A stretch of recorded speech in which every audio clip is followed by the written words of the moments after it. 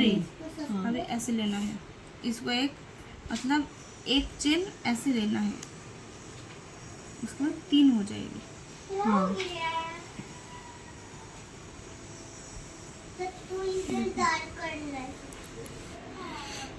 भाभी ये गाड़ी का ये जो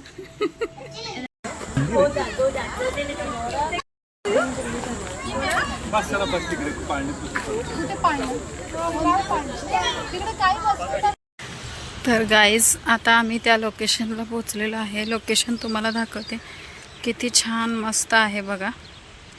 थोडंसं झूम करते म्हणजे तुम्हाला दिसेल. आणि आमचं नशीब इतकं खराब आहे की वातावरण इतकं छान होतं आणि आता आम्ही इथे पोचलो आणि ऊन पडायला लागल्यासारखं झालं आहे म्हणजे.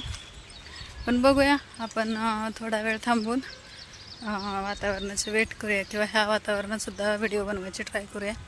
तर इकडे बघू शकता तुम्हाला, हे वातावरण इतकं छान आहे ना, मस्त. ह्या लोकेशनवरती व्हिडिओ बनवायचे आहेत आपल्याला. तर चला ब्लॉग कंटिन्यू करा. मस्त छान असं पाणी झुळझुळ झुळझुळ वाहत आहे. आणि हे लोकेशन कोणी कोणी ओळखलं आहे ना ते सुद्धा कमेंट बॉक्समध्ये नक्की सांगा.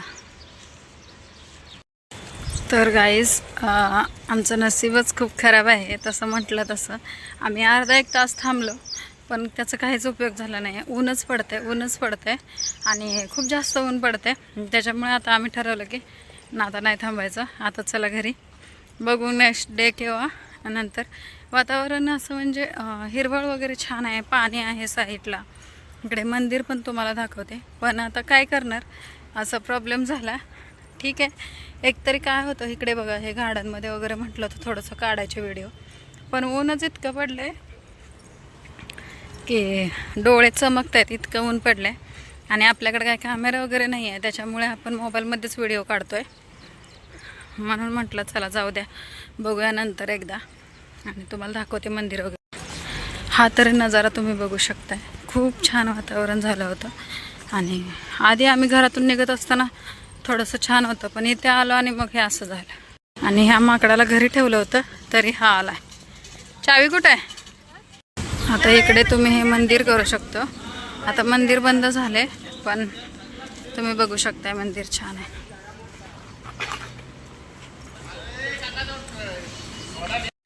तर गाईज अशा प्रकारे आमचा मूड ऑफ झालेला आहे आणि आता आम्ही निघालो आहे. इकडे सोमनाथेश्वर प्रसन्नसुद्धा मंदिर होतं महादेवाचं, ते पण आता बंद झालं आहे. आणि आता आम्ही निघालो आहे फायनली घरी. चलो बाय. तर आम्ही तिकडनं आलो, म्हटलं आता चला व्हिडिओ तर झाले नाही आहेत, घरी शूट केले थोडेफार, पण जाऊ दे म्हटलं चला आता आपण रक्षाबंधन तर येतं आहे, मग आपल्या भावासाठी छान अशा राख्या बनवून घेऊया म्हटलं. पण ह्या काही मोठ्यांसाठी नाही आहेत, ह्या छोट्यांसाठी आहेत. आणि हे मी पण नाही बनवले की मलाही असलं येत नाही उलनचे राखी बनवणं वगैरे.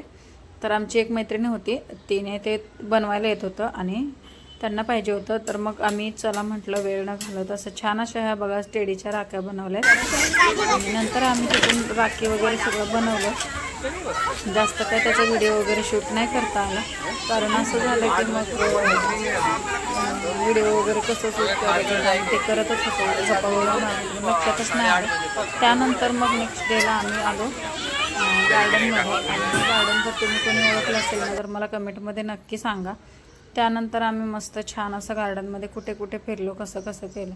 लोकेशन तर खूप छान होतं, पण इकडेही जाताना आम्हाला उशीर झाला थोडंसं, कारण अंधारच पडला खूप. म्हणजे रात्रीचा व्ह्यू छान होता पण थोडंसं आधी जायला हवं होतं मुलांना खेळायला वगैरे, थोडंसं जास्त वेळ भेटला असता. तुम्हीसुद्धा जर जात असाल ना तर 4:30-5 वाजता तिथे असायला हवं, किंवा 5ला तर तिकडे असायला हवं, 5-5:30पर्यंत. ठीक आहे. आता कसं जास्त वेळापर्यंत उजेड असतो किंवा सूर्योदय असतो, त्याच्यामुळे हे होतं. आणि सूर्यास्त थोडासा लेट होतो, त्याच्यामुळे तुम्ही 5:30पर्यंत तिथे गार्डनमध्ये पोचू शकता. खूप छान असं फोटो काढण्यासाठी वगैरे होतं. आणि लाईट वगैरे बघू शकता तुम्ही, इतकं छान वाटत होतं वातावरण वगैरे. पण जास्त काय आम्ही फोटो वगैरे काढले नाहीत, कारण असंच होतं की आम्हाला पहिले पण आमचे होते. निघालो तो आम्ही. चलो बाय.